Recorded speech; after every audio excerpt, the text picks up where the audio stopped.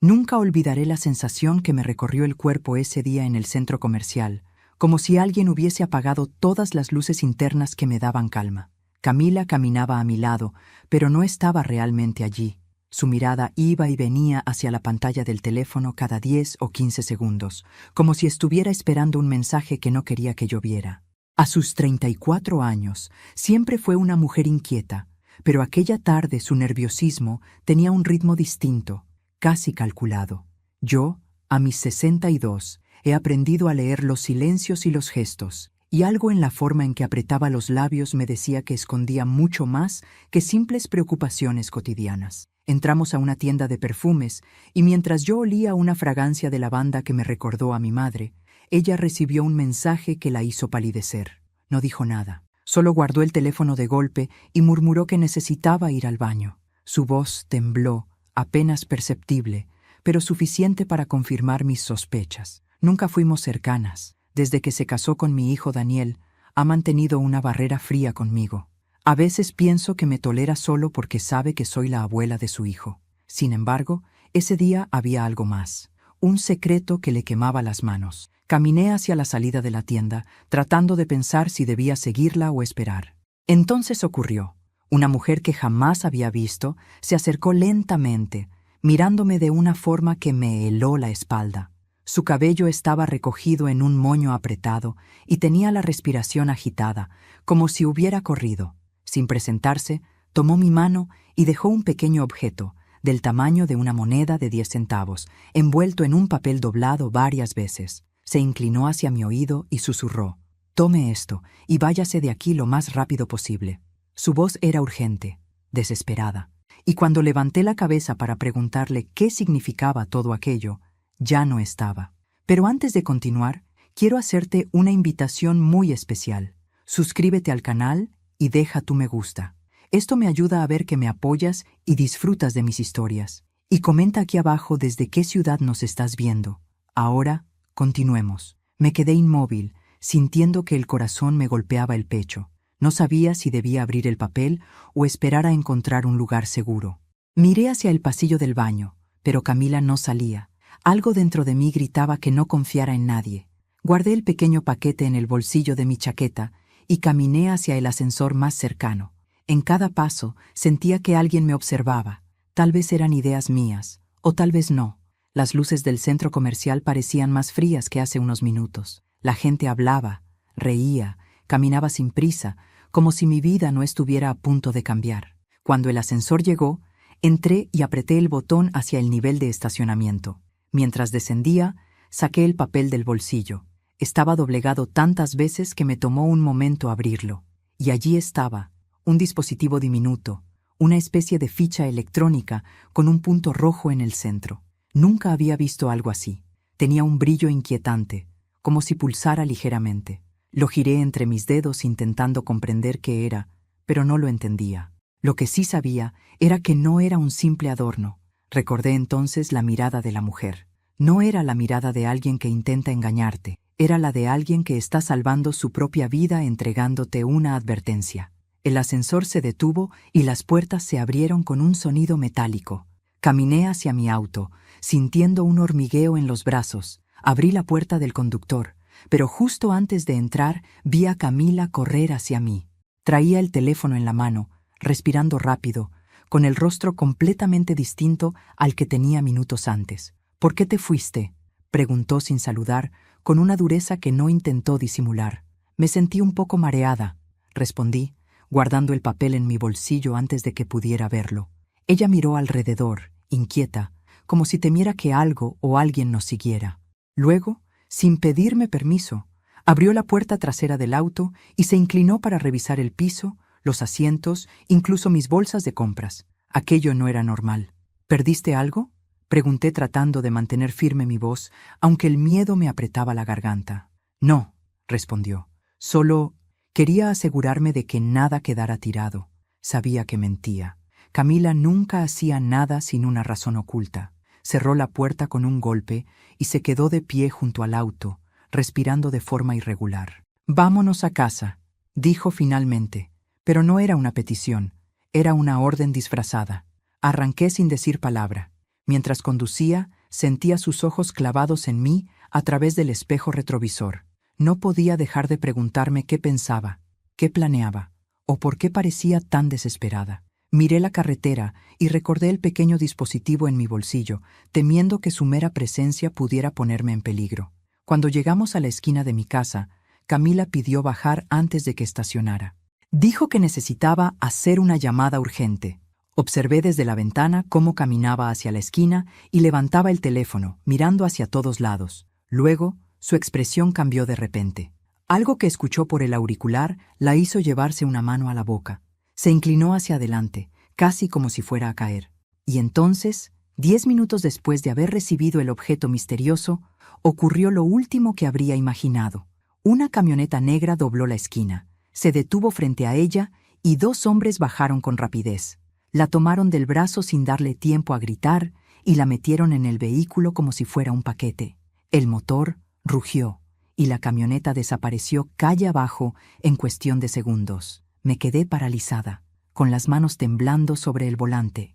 Y fue en ese instante cuando comprendí que aquel pequeño objeto en mi bolsillo era la razón por la que acababan de llevarse a mi nuera. No sabía si debía llamar a la policía, a Daniel, o simplemente encerrarme en casa y fingir que nada había ocurrido. Ver a esos hombres llevándose a Camila en plena calle, sin pudor, sin esconderse, fue como ver cómo se rasgaba una cortina que llevaba años cubriendo una verdad que yo nunca quise admitir. Durante 1 minuto entero me quedé quieta, sosteniendo el volante como si fuese un salvavidas en medio de un naufragio. Pero aquel pequeño dispositivo que aún pesaba en mi bolsillo me lo recordaba todo. Ese secuestro no había sido una coincidencia. Y yo, de alguna manera, estaba en medio del torbellino. Respiré hondo, obligándome a mantener la cordura. Había visto suficiente en la vida para saber que las decisiones impulsivas suelen arruinarlo todo. Así que conduje hasta mi casa con movimientos calculados, cerrando puertas y ventanas, revisando cada rincón como si una sombra pudiera saltar desde cualquier parte. Cuando finalmente me senté en el sillón del living, saqué el objeto de mi bolsillo y lo puse sobre la mesa. A la luz de la lámpara, noté que tenía un código grabado en la parte posterior, una secuencia de números y letras que no entendía. No parecía un rastreador común, ni una simple memoria. Algo dentro de mí me decía que estaba ligado a algo más grande. Pensé en Camila, en su rostro pálido cuando llegó corriendo al estacionamiento, en cómo revisó mi auto como si buscara ese mismo dispositivo. Si esa mujer misteriosa me lo entregó a mí y no a ella, ¿significaba eso que Camila estaba involucrada en algo peligroso o que era víctima de algo aún más oscuro? La duda era un veneno que quemaba lentamente, pero lo que vino después fue el primer golpe certero. Mi celular vibró con insistencia. Un número desconocido. Dudé, pero contesté. «Señora Mercedes», dijo una voz masculina. «Necesito que escuche con atención. Lo que ocurrió hace unos minutos no debe comentarlo con nadie». Tragué saliva. «¿Quién es usted? ¿Qué quieren con mi nuera?» Hubo un breve silencio antes de que respondiera. «Su nuera no es quien usted cree». Y colgó. El sonido seco de la llamada terminada fue como un portazo en la cara. Me quedé mirando la pantalla, sintiendo cómo la desconfianza se apoderaba de todo mi cuerpo. Nunca fui amiga de Camila, es verdad, pero tampoco le deseaba mal. Era la esposa de mi hijo, la madre de mi nieto. ¿Qué podría haber hecho para meterse en algo tan grave? O peor, ¿qué podría haber hecho para que alguien me involucrara a mí? Decidí buscar respuestas en el lugar que más temía, el pasado. Camila siempre fue reservada con sus asuntos familiares. Nunca hablaba de su padre, fallecido hace varios años, ni de su hermano menor, desaparecido en circunstancias confusas cuando ella aún era una adolescente. Solo mencionaba a su madre muy de vez en cuando, y siempre con un brillo extraño en los ojos, mezcla de rabia contenida y nostalgia amarga. Yo pensaba que era simplemente una familia disfuncional, algo común en estos tiempos, pero ahora, al recordar cada detalle, comprendía que había señales que nunca quise ver. Caminé hasta la habitación que uso como estudio y abrí el cajón donde guardaba documentos viejos. Allí tenía, sin que Daniel lo supiera, copias de algunos papeles que Camila había firmado años atrás, el contrato de venta del auto que tuvo antes de casarse, antiguos recibos e incluso un formulario médico de cuando estuvo internada por estrés severo. En aquel formulario, una hoja que ella olvidó recoger, había una nota escrita por un psicólogo. Paciente con historial de episodios paranoides, antecedentes familiares complicados, riesgo de conductas impulsivas. Se recomienda seguimiento estricto. Me quedé helada. Ese documento nunca debió haber llegado a mis manos, pero Camila lo dejó olvidado en la mesa de mi cocina durante una de sus visitas, y yo, por instinto, lo guardé sin saber por qué. Ahora entendía que quizá siempre había algo más oscuro en ella. No maldad necesariamente, pero sí una vida entera luchando contra algo que nunca contó. Volví al pequeño dispositivo, que seguía emitiendo un leve brillo. Intenté no tocarlo demasiado, pero necesitaba saber qué era. Lo acerqué a mi computadora y al encenderla, mis manos temblaron ligeramente. No iba a conectarlo, no era tan imprudente, pero quería observarlo con más claridad. Noté un detalle que antes pasé por alto. En un borde, apenas visible, había una marca que parecía una inicial, una letra C. ¿C de Camila? ¿C de algo más? Apoyé los codos sobre la mesa, pensando en lo mucho que había cambiado mi vida desde que ella llegó a nuestra familia. Recordé cuando Daniel me la presentó por primera vez, su sonrisa apagada, su forma nerviosa de mover los dedos, su mirada que se perdía hacia el vacío. Entonces era una joven que parecía necesitar afecto, no ocultarlo. ¿Qué le ocurrió en estos años? ¿O qué ocultó desde siempre? La noche avanzaba y yo no podía quedarme esperando respuestas que no llegarían solas. Fui hacia el living y marqué el número de Daniel. No podía contarle todo todavía. No podía arriesgarme a que perdiera la cabeza. Pero tampoco podía callar. «Mamá, ¿por qué llamas a estas horas?», respondió con voz cansada. «Daniel», dije, tratando de sonar calmada. «¿Has hablado con Camila hoy?». Hubo un silencio incómodo. «No, me dijo que iba a salir contigo esta tarde. ¿Pasó algo?». Su voz tenía un matiz extraño, como si estuviera escondiendo algo también. No quise entrar en detalles, pero necesitaba medir su reacción. La noté, preocupada. Dije, «¿Ella te comentó algo?». «Algo serio». Escuché cómo suspiró del otro lado. «Mamá, Camila lleva semanas rara, pero no llevo tiempo para lidiar con eso ahora. Estoy con un proyecto enorme en la empresa y...». Lo interrumpí. «Daniel, escúchame. Algo está pasando». Pareció incomodarse. «Mañana hablamos», cortó. La llamada terminó sin respuestas, dejándome sola otra vez. Y fue entonces, en medio del silencio, cuando algo hizo clic dentro de mí. Si Daniel estaba distante, si Camila estaba nerviosa, si una mujer desconocida me dio un dispositivo para protegerme, entonces lo que estuviera ocurriendo no era solo sobre mi nuera, era sobre mí. Me levanté, guardé el dispositivo en un cajón con llave y me asomé por la ventana. En la esquina, casi oculto por la penumbra del farol averiado, un automóvil negro permanecía detenido con el motor encendido. Y supe que no estaba sola, ni segura, ni cerca del final. Me quedé observando ese auto negro durante largos minutos, inmóvil detrás de la cortina, sintiendo cómo la tensión me trepaba por los huesos como una enredadera helada. No podía ver quién estaba dentro, pero el motor encendido, el brillo de los faros apagados y esa sensación de vigilancia me hicieron retroceder lentamente hasta que mi espalda chocó contra la pared. A mis 62 años he pasado por muchas cosas, pero nunca había sentido tan claramente que mi vida estaba siendo observada desde afuera, como si alguien estuviera esperando a que yo diera un paso equivocado para atraparme. Y sin embargo, lo más desconcertante era saber que mi propia nuera se encontraba en medio de una red de secretos que parecía haberme escogido como eje. Me senté en el sofá con un nudo en la garganta y traté de ordenar mis pensamientos. La mujer del baño, la advertencia urgente, el dispositivo misterioso, el secuestro de Camila, la llamada del desconocido, todo había ocurrido en menos de 2 horas. Demasiado rápido, demasiado sincronizado para ser coincidencia. Y entonces, como un rayo que atraviesa una ventana rota, un recuerdo me golpeó con violencia, una escena antigua que había enterrado sin querer en lo más profundo de mi memoria. Hace más de 20 años, antes de que Daniel terminara la universidad, hubo un episodio que casi destruyó mi vida. Recibí una llamada anónima una madrugada, una voz distorsionada que me dijo que saliera de la casa porque estaban vigilando mis pasos. Yo, incrédula, colgué. Pero a los pocos minutos, mi esposo, Julián, encontró una nota deslizada por debajo de la puerta, un papel con un dibujo extraño, un círculo con una letra en el centro, una C. Nadie supo jamás de dónde provenía, pero días después, Julián sufrió un accidente sospechoso mientras conducía hacia su trabajo. Sobrevivió, pero quedó marcado. Nunca volvimos a hablar del tema por miedo a lo que pudiera significar. La letra era idéntica a la del dispositivo que ahora estaba guardado bajo llave. Me temblaron las manos. ¿Podría ese símbolo perseguirme desde hace tantos años? ¿Acaso estaba relacionado con algo que mi esposo ocultó? ¿Y qué tenía que ver Camila en esto? La mente es traicionera cuando el miedo entra sin permiso, pero esta vez no era simple imaginación. Había demasiadas piezas encajando de manera peligrosa. Miré otra vez por la ventana. El auto seguía allí.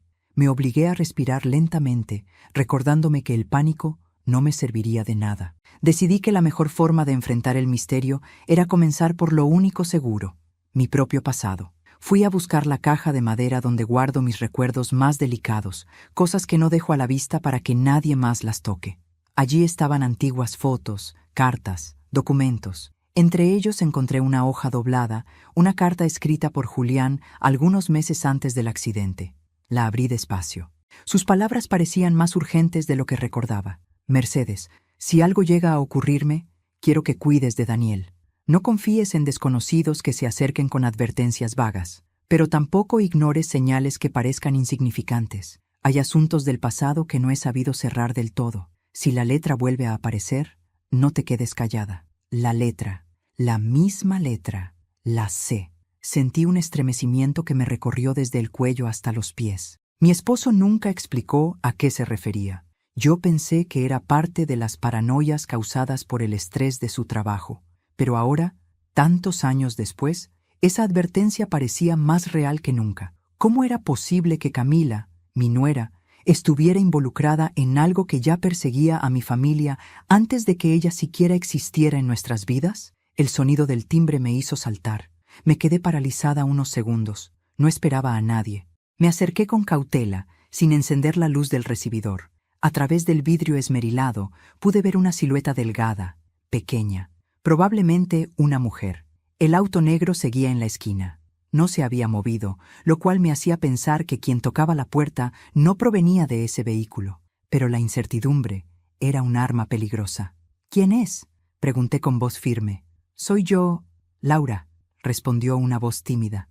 Me tardé un momento en recordar quién era. Laura, la vecina 3 casas más arriba. Una mujer amable que siempre me saluda al pasar y que de vez en cuando me trae pan casero cuando hornea de más. Abrí la puerta apenas lo suficiente para verla mejor. Disculpe que venga tan tarde, Mercedes, dijo nerviosa, pero quería advertirle algo. Vi un auto estacionado en la esquina desde hace casi 1 hora. No es de por aquí. Y hace un rato vi a un hombre bajar la ventanilla y mirar hacia su casa. Mi corazón se aceleró. ¿Lo conoce?, pregunté intentando mantener la compostura. No. Y eso es lo que me preocupa. La gente del barrio me dijo que si veía algo extraño en su calle, se lo comentara. Usted vive sola y... Agradecí su amabilidad, pero no quise extender la conversación. Le aseguré que llamaría a Daniel y cerré la puerta con rapidez. No podía poner a nadie más en peligro. Fui hacia la cocina y abrí el cajón donde guardé el dispositivo. Lo tomé entre mis dedos otra vez, observándolo como si pudiera hablar. Ese pequeño objeto parecía tener el poder de destruir o salvar vidas, y lo tenía yo, no Camila. Eso sin duda significaba algo. Volví al living, encendí la televisión solo para tener ruido de fondo y me senté en silencio, tratando de conectar los puntos. Camila actuando nerviosa, la mujer desconocida entregándome un objeto, el secuestro, la letra C persiguiéndome desde hace décadas, mi esposo dejando advertencias en una carta que nunca comprendí, y ahora un auto vigilando mi casa. Demasiadas coincidencias para ignorarlas. De pronto, mi celular vibró sobre la mesa. Un mensaje de un número desconocido. Sabemos que lo tiene. No lo entregue a nadie más que a mí. Le diré cuándo y dónde. Mi respiración se detuvo por un instante. Luego llegó otro mensaje, casi inmediato. Si no hace lo que le diga, su hijo será el siguiente. Y entonces lo supe. Esto no era solo sobre mi nuera, ni sobre mi pasado, ni siquiera sobre mi esposo. Esto era una guerra silenciosa que llevaba años gestándose, y yo estaba en el centro del campo de batalla. Guardé el celular entre mis manos, como si aquello pudiera impedir que los mensajes siguieran llegando. No lo hizo. La pantalla vibraba cada pocos segundos, como si la persona del otro lado pudiera sentir mi miedo y quisiera alimentarlo. Yo no respondí, ni una sola palabra. Sabía que cualquier cosa que dijera podría abrir una puerta que no sabría cerrar después. Apagué el sonido del teléfono, pero la amenaza quedó latiendo dentro de mi pecho. Su hijo será el siguiente. Daniel, mi muchacho, mi única familia cercana desde que Julián murió, estaba en peligro, por algo que yo tenía en mis manos, o más bien, algo que Camila perdió. Me levanté lentamente, tratando de organizar mi mente. En momentos así una mujer de mi edad debe aferrarse a la experiencia, no al pánico. Había pasado por enfermedades, pérdidas, traiciones. La vida me enseñó que no existe fuego del que una madre no sea capaz de salir caminando si es por proteger a sus hijos. El problema era que esta vez no entendía contra qué fuego estaba luchando, y no podía proteger a Daniel de un enemigo que no sabía si estaba afuera o dentro de mi propia casa. Respiré hondo y volví a abrir la caja donde guardaba cartas y documentos de Julián. Buscaba otro indicio, otra palabra, algo que conectara su advertencia con lo que estaba ocurriendo ahora. Entre los papeles encontré un sobre más grueso, amarillo por el tiempo, que nunca antes había abierto. Estaba dirigido a mí, pero su letra era distinta, más apurada, como si lo hubiese escrito en medio de una urgencia. Rompí el sobre con cuidado y saqué las hojas. El contenido me dejó helada. Mercedes, si estás leyendo esto, significa que algo del pasado ha vuelto. No te asustes, pero hay nombres que jamás debes pronunciar y personas que no deben saber que tú existes. Hubo un hombre, hace años, cuyo apellido comienza con C. Lo conocí durante un proyecto en la empresa. Era brillante, pero ambicioso. Quiso llevarse información que no le pertenecía, cosas peligrosas. Yo intenté detenerlo, pero él desapareció antes de que la policía pudiera actuar. No sé dónde está ahora, no sé si sigue vivo, pero si alguna vez aparece una mujer desconocida con advertencias, o si ves una letra grabada en un objeto extraño, no lo ignores. Podría significar que él regresó por lo que cree suyo. Sentí que la habitación se oscureció, aunque las luces seguían encendidas. Mi esposo, tan reservado, había estado involucrado en algo peligroso, algo que intentó protegerme ocultándomelo, y ahora ese él del pasado podría estar relacionado con el secuestro de Camila, con la letra C, con el dispositivo, con el auto que vigilaba mi casa. Me senté lentamente, dejando caer la carta sobre la mesa. Las palabras flotaban en mi mente como piezas dispersas de un rompecabezas que empezaba a tomar forma. Camila llevaba semanas actuando extraña. Miraba su celular, hacía llamadas a escondidas, desaparecía durante horas. Daniel me confesó hace unos meses que discutían por dinero, pero él creyó que era un problema doméstico, no algo que pudiera rozar el peligro. ¿Y si Camila estaba involucrada, sin querer o a propósito, con ese hombre del pasado? ¿Y si el dispositivo era algo que ella debía entregar? ¿Y si la mujer del baño sabía que Camila no podía seguir teniéndolo? La idea me golpeó con fuerza. Camila no estaba siendo secuestrada. Camila estaba siendo castigada. Me levanté para cerrar todas las cortinas de la casa. No quería sentirme observada ni un segundo más, pero cuando me acerqué a la última ventana, vi que el auto negro ya no estaba. Había desaparecido sin hacer ruido, como si nunca hubiese existido, como un fantasma que solo viene a comprobar que sigues dentro de la trampa. Ese movimiento no me tranquilizó, me dio más miedo. Significaba que quien fuera que me vigilaba ya no necesitaba estar allí. Ya tenía lo que quería, o estaba listo para dar el siguiente paso. En medio de mis pensamientos, mi celular volvió a vibrar. Abrí la pantalla y vi un mensaje más largo. Sabemos todo. Su hijo no debe enterarse de lo que está pasando. Él no es parte del acuerdo. Usted sí. Camila nos falló. Era su responsabilidad entregar el dispositivo. Usted lo tiene ahora. Si quiere proteger a Daniel, haga lo que le digamos. Tragué saliva. Era claro entonces. Camila debía entregar el dispositivo. No lo hizo. Alguien descubrió que yo lo tenía, y ahora querían que yo terminara lo que ella no pudo. Me quedé mirando la frase, su hijo no es parte del acuerdo. Eso significaba que Daniel estaba en sus planes, pero como un daño colateral, no parte del objetivo. El verdadero objetivo era yo, una mujer de 62 años que no sabía nada de conspiraciones ni acuerdos secretos. ¿Por qué yo? ¿Qué relación podía tener con aquel hombre del pasado? ¿Qué quería exactamente ese grupo? Volví a leer la carta de Julián. Allí estaba la respuesta que no había querido ver. No deben saber que tú existes. ¿Él me ocultó a propósito de ese enemigo? ¿Me escondió para protegerme? Y ahora, tantos años después, mi nuera llevó mi nombre de nuevo hacia ese peligro sin saberlo. El peso de la verdad me aplastó. Decidí sentarme frente al dispositivo. Lo observé largo rato. Tenía una pequeña hendidura como si pudiera abrirse. Tomé un alfiler y presioné con cuidado. El dispositivo se abrió como una semilla partiéndose, revelando dentro un microchip diminuto y un papel enrollado. Con manos temblorosas desenrollé el papel. Eran nombres y fechas, todos ordenados cronológicamente, y entre ellos uno que me hizo llevarme la mano a la boca para no gritar: Julián R. Pendiente. Mi esposo. Ninguna fecha de cierre. Ninguna marca. Nada que indicara que lo habían dejado ir. Entonces lo entendí, de golpe, con una claridad que me dejó sin aliento. Mi esposo no fue víctima de un accidente, fue víctima de ellos. Y Camila estaba involucrada con ese mismo grupo sin conocer el alcance de lo que hacía. Lo que se estaba cocinando no era un plan contra mi nuera. Era un plan contra mí desde hace décadas. Un plan que Camila, sin saberlo, reactivó.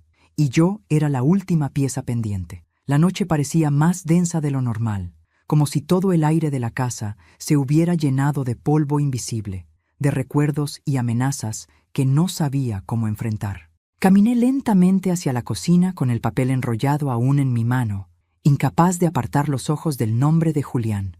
Mi esposo, muerto hacía tantos años, seguía siendo una pieza en un juego que jamás me confesó. Y ahora yo, una mujer de 62 años que solo quería vivir en paz, estaba atrapada en un laberinto donde cada salida llevaba a otro pasillo más oscuro. Me serví un vaso de agua, pero no pude beberlo. El temblor en mis manos hacía que las gotas golpearan el borde del cristal. Mi corazón estaba dividido entre el impulso de correr con Daniel y abrazarlo como cuando era niño, y el terror de que eso fuera precisamente lo que pondría su vida en riesgo. Los mensajes eran claros. Lo estaban vigilando. Eran capaces de todo, y si yo hacía un movimiento en falso, él sería el siguiente en aparecer en esa lista macabra que ahora sabía que llevaba décadas actualizándose. Me apoyé en la mesa, respirando hondo, tratando de encontrar una salida. ¿Y si entregaba el dispositivo? ¿Y si obedecía? ¿Sería suficiente? ¿O me convertiría simplemente en otra víctima, como Julián? ¿Acaso existía una opción segura? Las dudas eran como cuchillos afilados clavándose lentamente en mi pecho, y sin embargo, una idea comenzó a tomar forma. Apenas un hilo, pero un hilo fuerte. Yo debía saber quién era la mujer que apareció en el baño del centro comercial. Ella sabía algo. Ella me entregó el dispositivo. Ella me advirtió.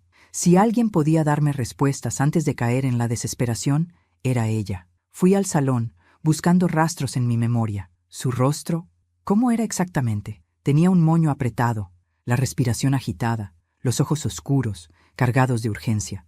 No parecía una delincuente, parecía alguien que estaba huyendo, igual que yo ahora. ¿Había sido enviada por ese hombre cuyo apellido empezaba con C? ¿O era parte de otro grupo, uno que intentaba impedir que yo cayera en manos equivocadas? La idea me revolvió el estómago. Me senté en mi sillón favorito, ese donde siempre me refugiaba cuando extrañaba a Julián, y fue allí, con la carta aún sobre la mesa y el microchip abierto frente a mí, cuando escuché un golpecito en la ventana. Suave, 3 veces, algo perfectamente calculado para no despertar sospechas. El golpecito venía de la ventana del costado, la que da al pasillo lateral de la casa. Me acerqué con cautela, apartando la cortina apenas unos milímetros, y allí estaba ella, la mujer del centro comercial. Sentí un escalofrío recorrerme entera. Tenía la misma ropa, el mismo moño, pero ahora su expresión era aún más grave, como si llevara horas corriendo o días sin dormir. Cuando vio que la observaba, hizo un gesto claro: silencio y puerta trasera. Me quedé paralizada unos segundos, debatiéndome entre abrirle o llamar a la policía.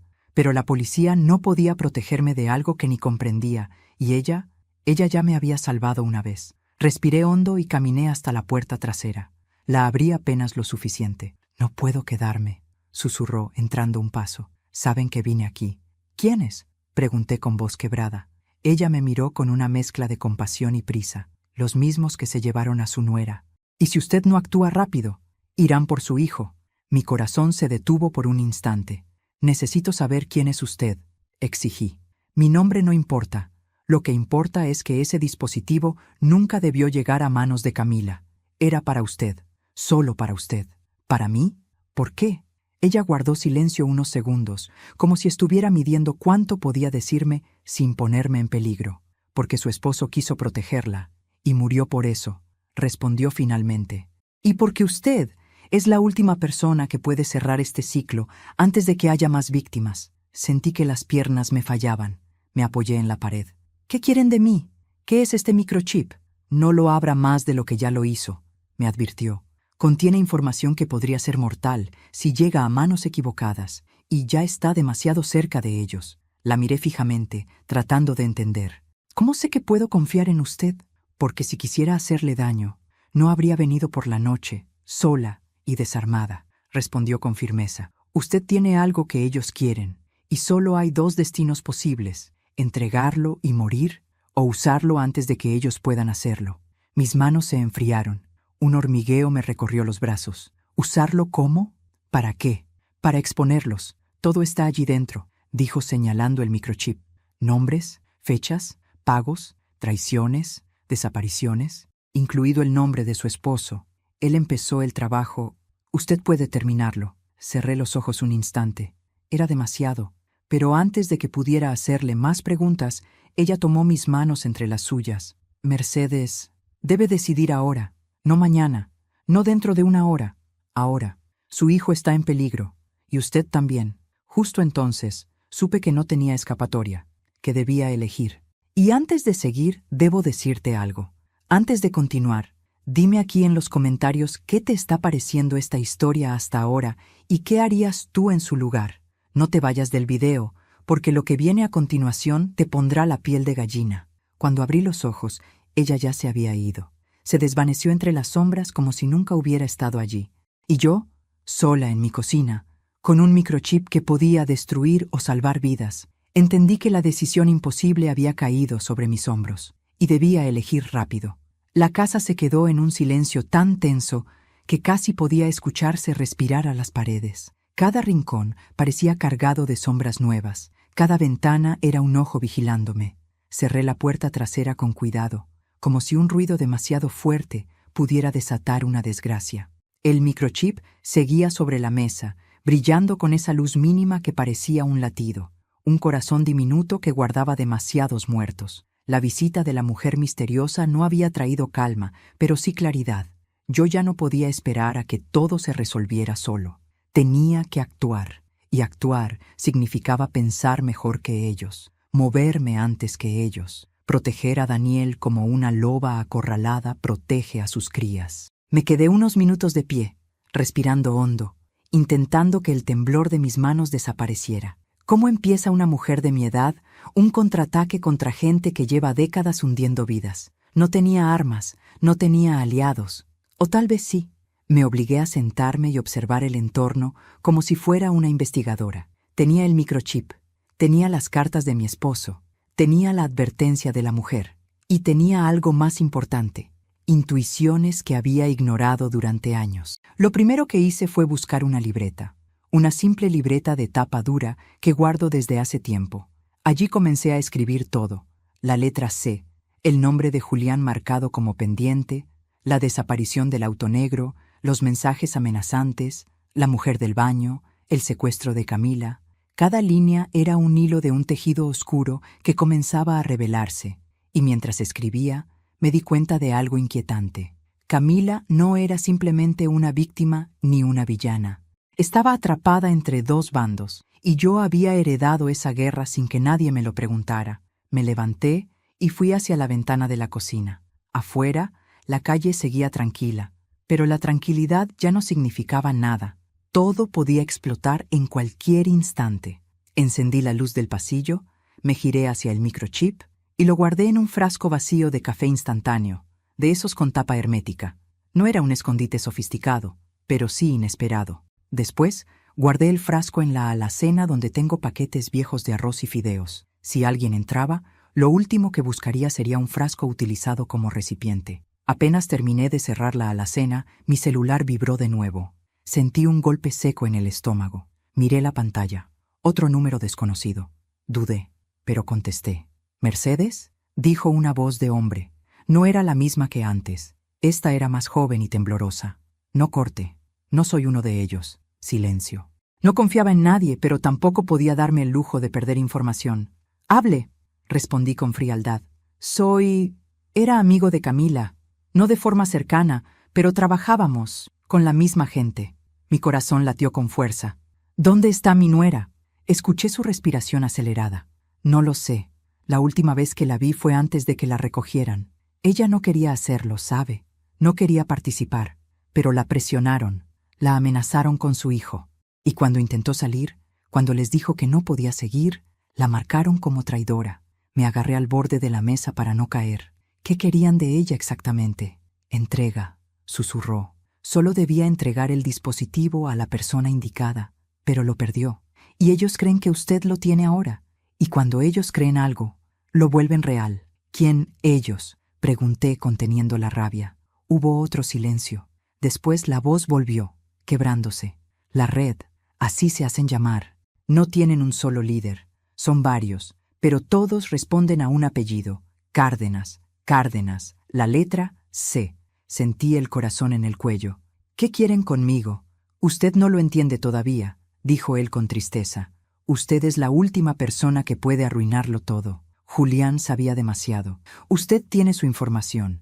Las cartas, los papeles. Ellos nunca olvidaron, nunca dejaron de vigilarla. Sentí el estómago encogerse. Dígame cómo encontrarlos, exigí. No, no puede encontrarlos. Ellos la encontrarán primero, y para entonces será demasiado tarde. El hombre comenzó a llorar, un sollozo seco, casi desesperado. Yo no debería estar llamando, pero Camila, ella me ayudó una vez, y ahora le debo esto. ¿Qué debo hacer?, pregunté con voz firme.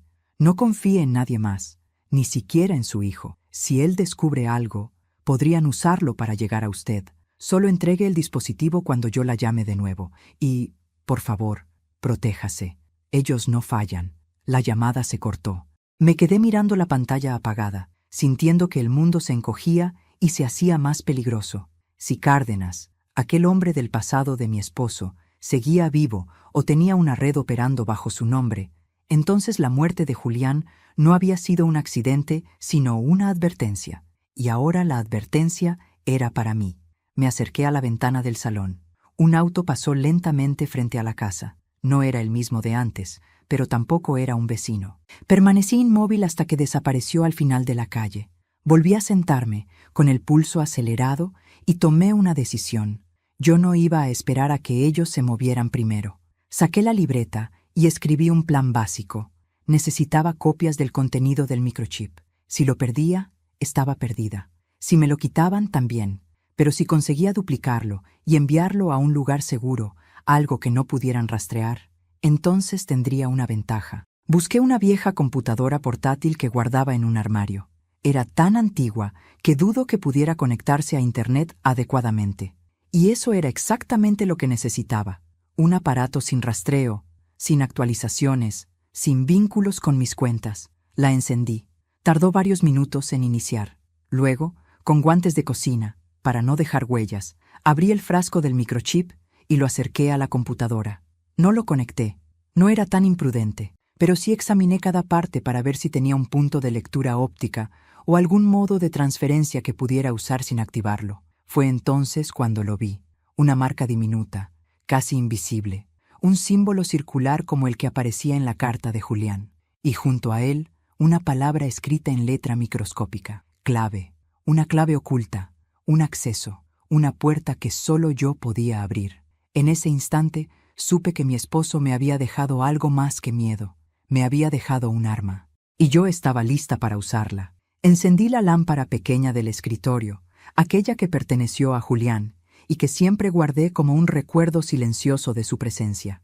La luz cálida iluminó apenas el borde de la mesa, dejando el resto de la habitación en penumbras. El microchip estaba allí, descansando sobre un paño blanco, como si fuera una reliquia prohibida. Sentí un hormigueo en la nuca, una mezcla de miedo y determinación, mientras volvía a examinar la palabra minúscula grabada en un extremo, clave.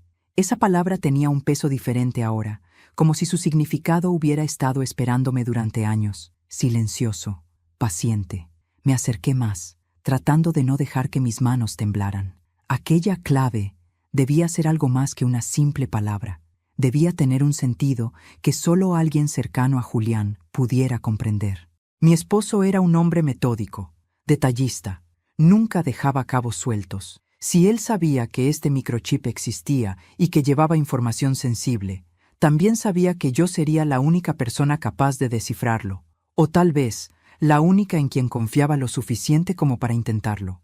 Tomé la libreta donde había anotado cada pieza del rompecabezas. Pasé las páginas hasta llegar a una nota que había escrito el día que encontramos aquella misteriosa carta debajo de la puerta, hace más de 20 años, círculo con C en el centro. Me quedé mirando ese dibujo durante varios segundos, y de pronto algo hizo clic dentro de mí.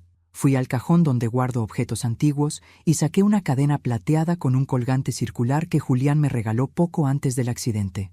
Siempre dije que parecía un diseño extraño para un collar, demasiado geométrico, demasiado técnico. Nunca le di importancia, pero ahora, bajo la luz anaranjada de la lámpara, el colgante parecía tener la misma forma que el símbolo del microchip. Lo acerqué con cuidado, y entonces lo vi. En la parte trasera del colgante había una hendidura diminuta, exacta, como si estuviera hecha para encajar con un dispositivo similar. Mi corazón dio un salto. Puse el colgante sobre el microchip. La hendidura coincidía. Con manos temblorosas, presioné suavemente. Un chasquido leve indicó que se habían unido. El colgante empezó a emitir un brillo tenue. No era magia, era tecnología. Tecnología que mi esposo había dejado como herencia, aunque nunca me lo dijo en palabras. Una llave, una clave, un acceso. El sonido de un auto frenando a lo lejos me sobresaltó. Fui a la ventana. La calle estaba oscura. El viento movía las ramas de los árboles, creando sombras que parecían dedos largos arañando el pavimento. No vi ningún vehículo. Tal vez solo imaginé el ruido.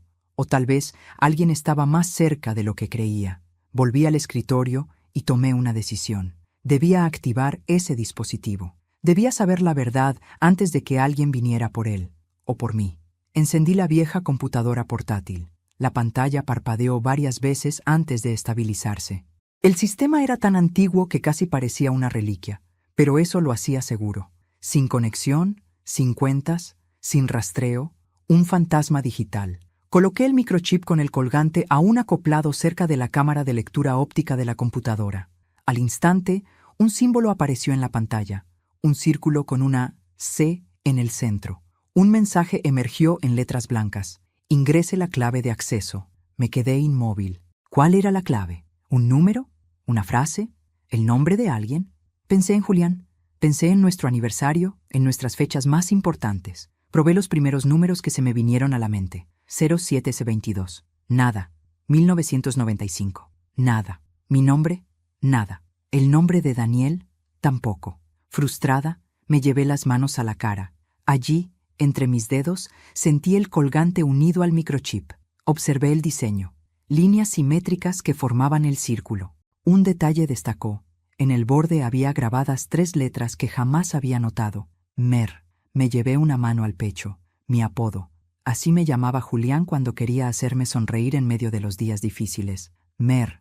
Ni Mercedes, ni Merce. Solo Mer. Era algo tan íntimo que me dolió el pecho al reconocerlo. Respiré hondo y escribí Mer en la computadora. La pantalla parpadeó. Luego, un archivo comenzó a abrirse. El contenido me dejó helada.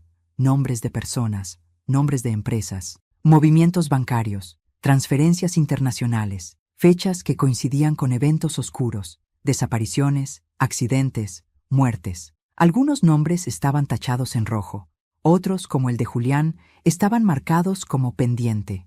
Allí estaba la verdad que mi esposo intentó evitar que cayera en manos de un hombre llamado Esteban Cárdenas, un nombre que aparecía repetido en cada documento, como una sombra omnipresente.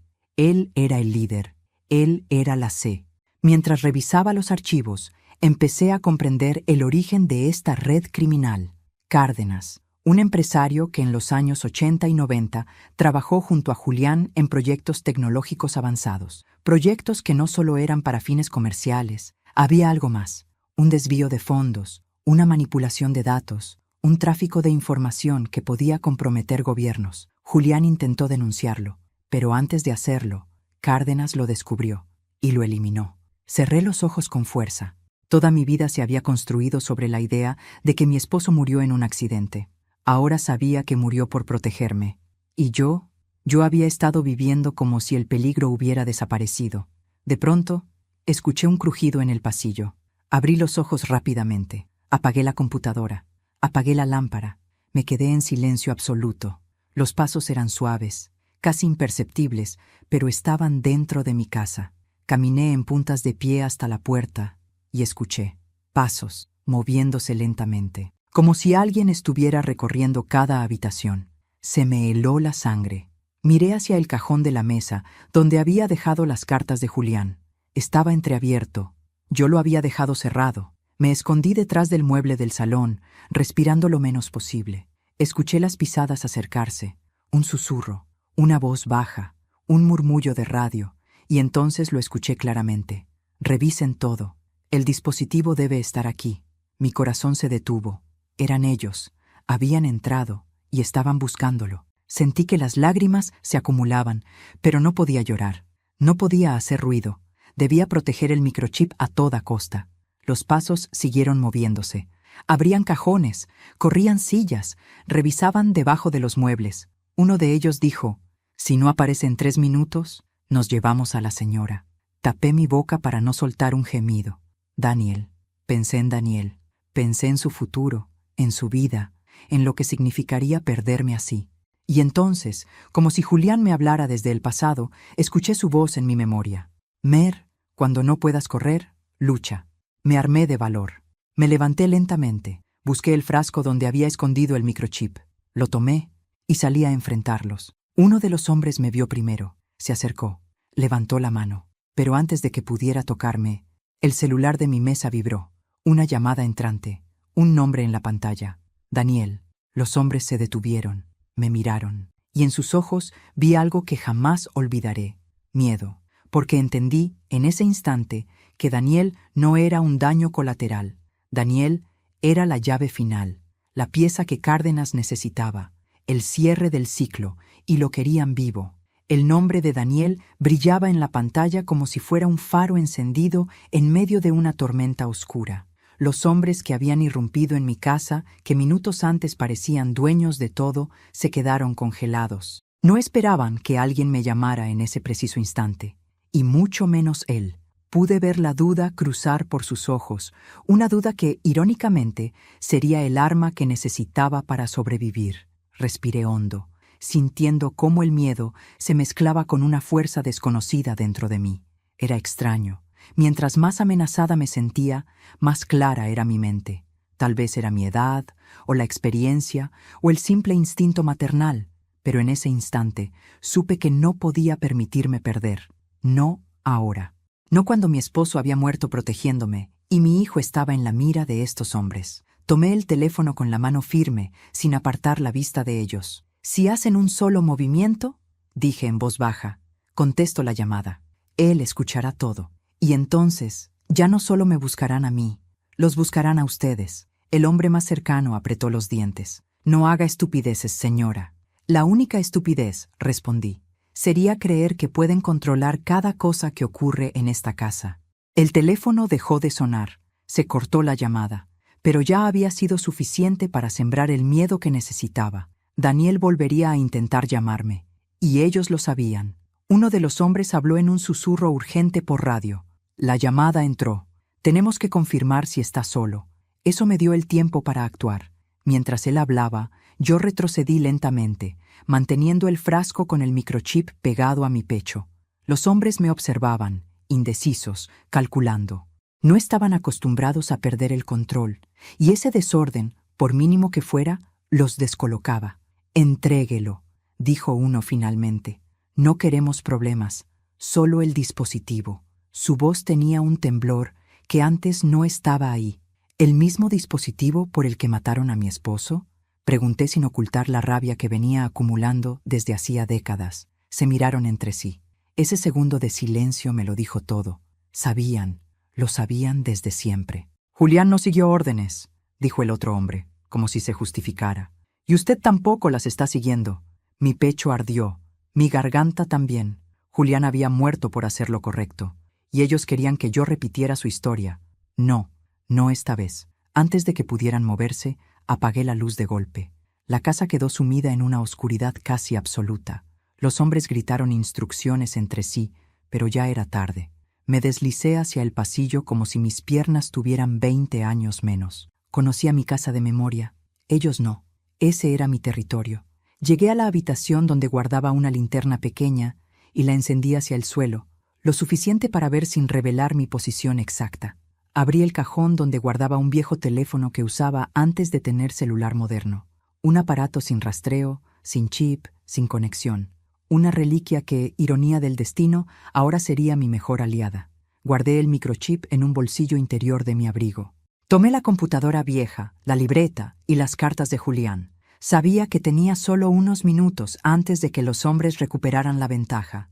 Con movimientos rápidos, reuní todo en una mochila. Detrás de mí, escuché un golpe, una puerta abierta, una respiración fuerte. «¡Está arriba!», gritó uno. No tenía ya tiempo para dudas. Corrí hacia el desván, donde había una salida secundaria que casi nadie conocía. Abrí la trampilla, subí los escalones y la cerré a mis espaldas. El desván estaba oscuro, silencioso y lleno de cajas viejas. Me agaché y avancé a tientas hasta la ventana pequeña que daba al tejado. Los hombres apagaron sus linternas. Querían atraparme sin hacer ruido. No sabían que eso me daba ventaja. Abrí la ventana con el mayor cuidado posible. El viento frío de la noche golpeó mi rostro. Afuera, las estrellas parecían arañazos de luz en el cielo negro. Me subí al tejado.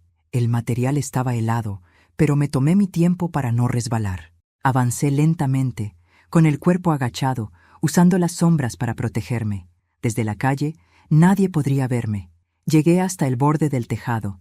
Desde allí, podía ver la parte trasera de las casas vecinas. Saltar no sería un problema para alguien joven, pero para una mujer de 62 años, debía hacerlo bien, o me rompería una pierna. Respiré profundo. Pensé en Daniel, pensé en Julián, pensé en todo lo que había perdido, en todo lo que aún podía perder. Salté.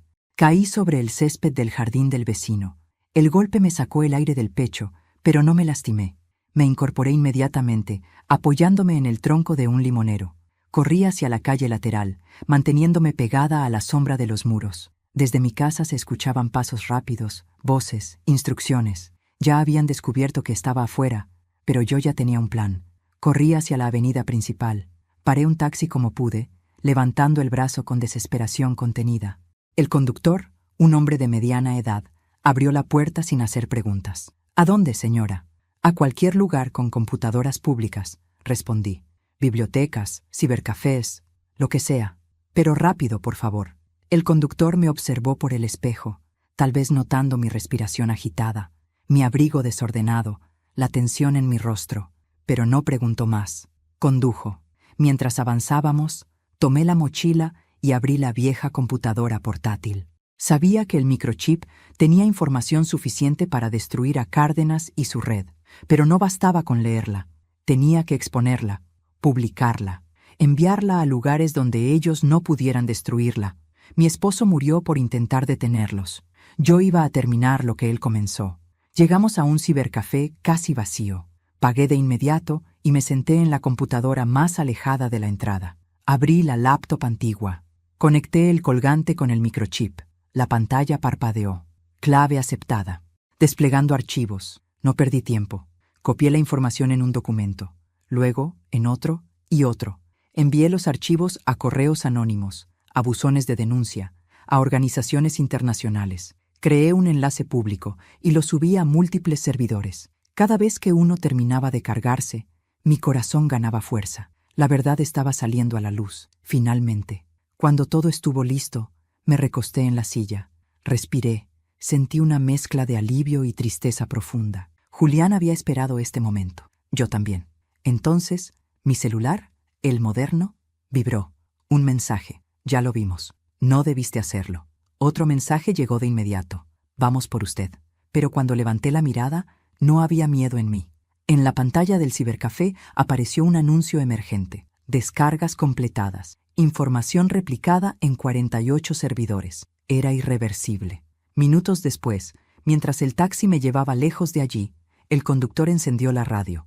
La noticia aún no había sido explicada, pero ya estaba apareciendo. Filtración masiva de documentos compromete a empresario Esteban Cárdenas. Sonreí por primera vez en días. Julián estaría orgulloso. Y mientras la noche avanzaba, entendí que mi venganza no fue un golpe violento ni una huida desesperada. Mi venganza fue la verdad, una verdad que nadie vio venir. Han pasado varias semanas desde aquella noche en que mi vida cambió para siempre. La casa está más tranquila ahora, aunque el silencio tiene un tono distinto, como si finalmente pudiera respirar sin sentir ojos vigilándome. Daniel vino a visitarme cuando todo explotó en las noticias. No le conté cada detalle, pero entendió suficiente para saber que su padre nunca murió por accidente y que yo hice lo que debía. Me abrazó con una fuerza que hacía años no sentía, y en ese gesto encontré algo que creí perdido: paz. Camila fue localizada días después, viva, aunque profundamente traumatizada. Eligió irse lejos, comenzar desde cero. No la culpo. Fue una pieza más en un juego perverso. Cada uno carga sus cicatrices como puede. A veces miro el colgante que Julián me dejó. Ya no es un recordatorio de miedo, sino de amor. Él me preparó sin decirlo, confiando en que yo sería capaz de cerrar lo que él no pudo. Y lo hice, no por venganza, sino por dignidad. Gracias por acompañarme hasta el final.